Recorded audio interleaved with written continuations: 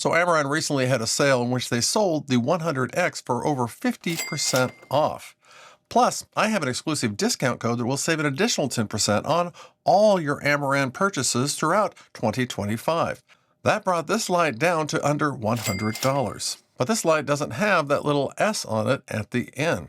You see, years ago when Amaran came out with the 60, the 100, the 200, both the daylight as well as the bicolor versions, well, they didn't have a little S on them. Apparently there was some sort of upgrade to the light that wasn't just firmware that allowed this light to have a little better color science. So they put a little S on it. Well, all the lights that I own don't have that S.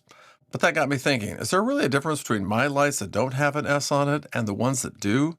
So with the 100XS also on sale and my discount code, I decided, okay, I'm going to buy one. And we're going to find out once and for all whether this S means anything at all.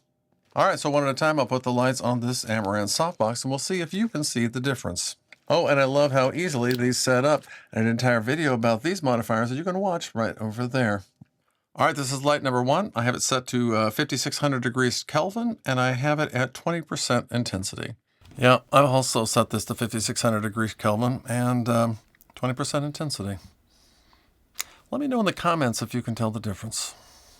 Okay, I was not expecting to see such a big difference. Light number one had no S. Light number two had an S.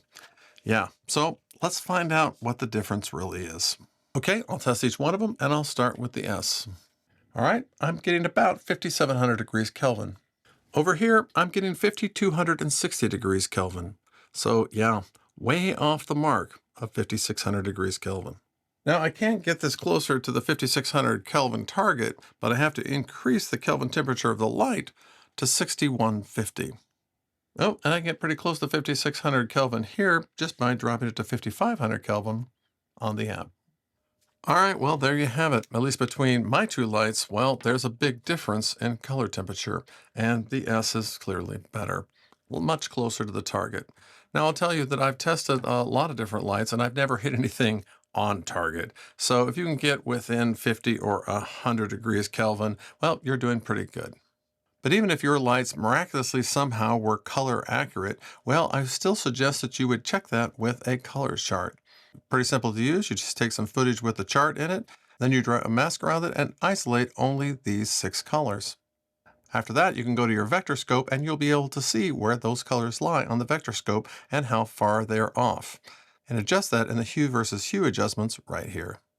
I also suggest that you try different color temperatures in your lights and see if you can get a lot closer straight at a camera so you don't have to do as much adjustment in post. So am I going to get rid of all my non-S lights? Well, over time, probably. Right away, probably not. Hey, YouTube thinks you should watch that video right over there because they've been spying on you and they know a lot about you. And you know what? Come on, you want to watch it. Hey, thanks for stopping by.